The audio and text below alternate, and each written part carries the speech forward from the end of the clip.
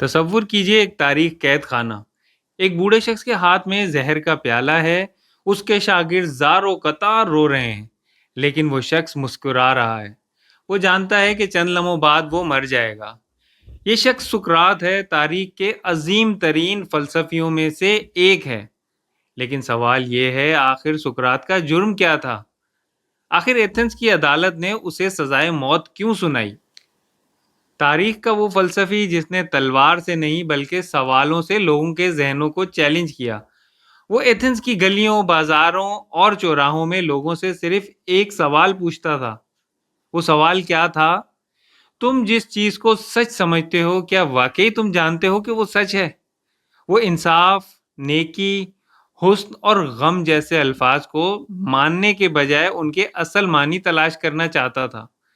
आज फलसफे की दुनिया इस अंदाज को सोक्रेटिक मेथड के नाम से जानती है।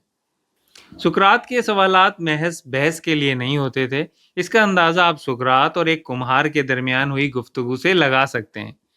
एक दिन सुकरात एक मशहूर कुम्हार की दुकान पर बैठा खामोशी से उसे मिट्टी के ढेर से एक खूबसूरत बर्तन बनाते हुए देख रहा था। जब बर्तन तैयार हुआ तो कुम्हार ने फख्र से कहा, यह बर्तन हसीन है। सुकरात ने फौरन पूछा, लेकिन हसीन है क्या? कुम्हार ने बर्तन की तरफ इशारा किया, मगर सुकरात किसी एक खूबसूरत बर्तन के बारे में पूछ ही नहीं रहा था।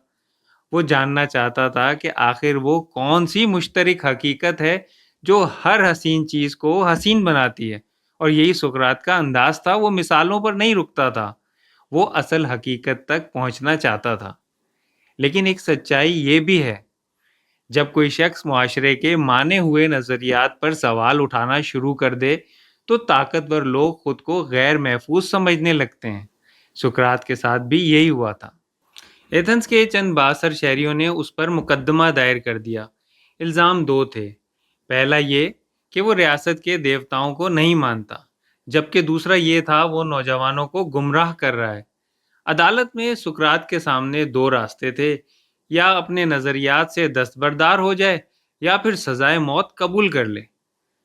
आम इंसान शायद जान बचाने के लिए माफ़ी मांग लेता, लेकिन सुकरात ने अदालत में वाजे किया कि वो सच की तलाश और सवाल करने का रास्ता कभी नहीं छोड़ेगा, चाहे उसकी कीमत उसकी जान ही की सूरत में क्यों ना हो।